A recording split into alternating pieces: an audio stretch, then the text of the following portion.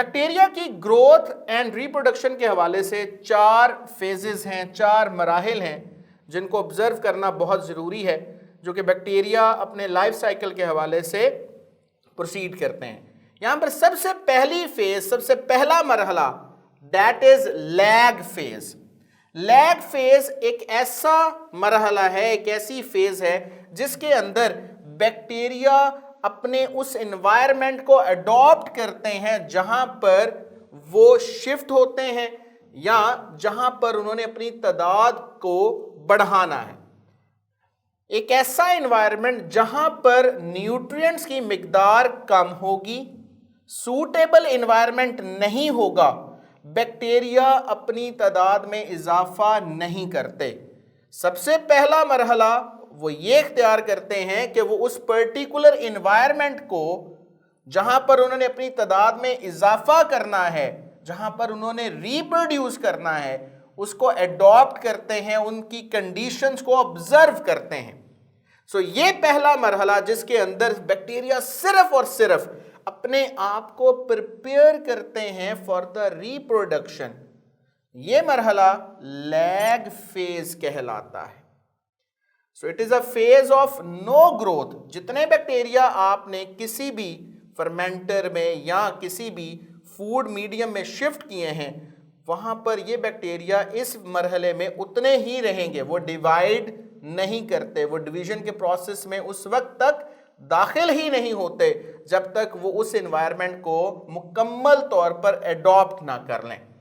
So bacteria prepare themselves for the division purpose, इसमें वो अपने आप को जस्ट प्रिपेयर कर रहे हैं। नेक्स्ट मरहले को लॉग फेज कहते हैं। इसीलिए यहां पर पहली जो ग्राफ के अंदर हमें नजर आ रही है वो लैग फेज है।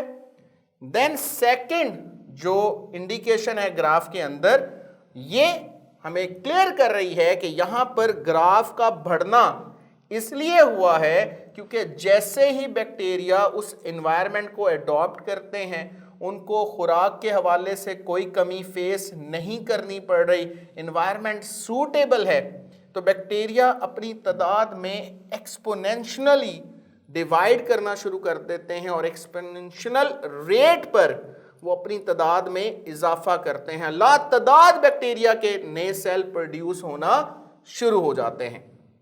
It is a phase of rapid growth.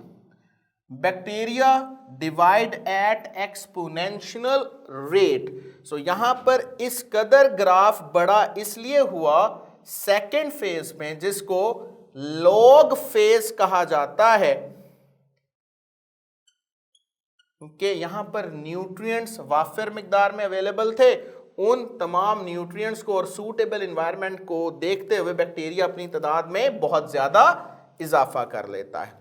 लेकिन जैसे ही तादाद में इजाफा होगा तो उस पर्टिकुलर एनवायरनमेंट में अगर हम न्यूट्रिएंट्स को ऐड नहीं करते तो ज्यादा तादाद होने की वजह से न्यूट्रिएंट्स की मिकदार आहिस्ता आहिस्ता कम होती चले जाएगी और एक ऐसा मरहला आ जाएगा जहां पर न्यूट्रिएंट्स की मिकदार सफिशिएंट नहीं होगी, आहिस्ता आहिस्ता कम होना शुरू हो जाएगी because of the large number of bacteria.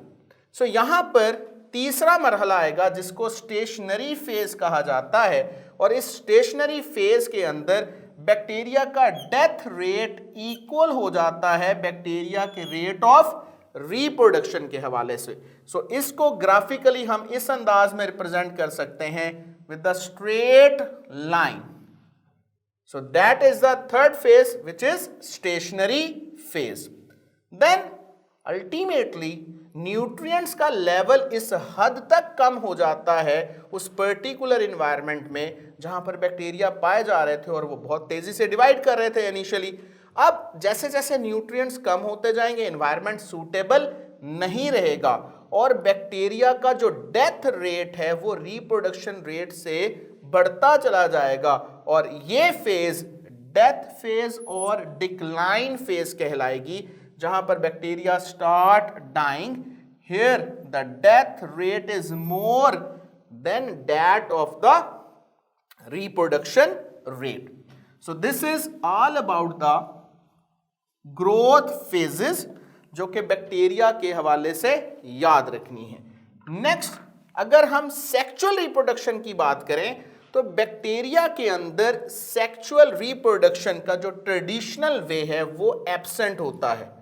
यहां पर माइटोसिस भी नहीं होती।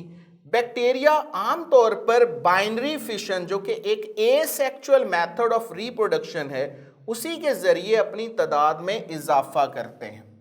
लेकिन कुछ बैक्टीरिया के पास ऐसे स्ट्रक्चर हैं जिसको पाइली कहा जाता है, और ये बैक्टीरिया की एक छोटी सी होलो ट्यूब है जिसको सेक्स पाइली भी कहा जाता है। और वो इसलिए क्योंकि ये बैक्टीरिया एक दूसरे बैक्टीरिया की सेक्स पाइली के साथ कॉन्जुगेट करते हैं, और कॉन्जुगेट मीन्स मिल जाते हैं, और इस प्रोसेस के जरिए से ये एक बैक्टीरिया जो कि डोनर बैक्टीरिया है, ये अपने डीएनए का कुछ पोर्शन या डीएनए को रेप्लिकेट करके ट्रांसफर कर सकता है। और इस तरीके से जिस बैक्टीरिया ने उस डीएनए को रिसीव किया वो रिसिपिएंट बैक्टीरिया है। और इस बैक्टीरिया में क्योंकि डीएनए शिफ्ट हुआ है तो इस बैक्टीरिया के अंदर जेनेटिक वेरिएशन आने के चांसेस ज्यादा हैं, और ये बैक्टीरिया एक ऐसा रिकम्बिनेशन प्रोड्यूस करेगा जो कि इन्वायरमेंट के हवाले से ज़्यादा बेहतर तरीके से सरवाइव कर सकेंगे, और उनके अंदर सर्वाइवल के हवाले से ग्रेट वैरायटी पैदा होगी, और ये बेहतर तरीके से इन्वायरमेंट के हवाले से एडॉप्शन कर सकते हैं, अपने एडॉप्टिव होंगे इन्वायरमेंट के, और इस तरह नई से नई जो जनरेशन पैदा होगी वो बेहतर तरीके से अपने आप को सरवाइव कर सकेगी। So this is all about the bacterial growth phases and the way जिसके अंदर वो अपने डीएनए को दूसरे बैक्टीरिया के साथ एक्सचेंज करते हैं।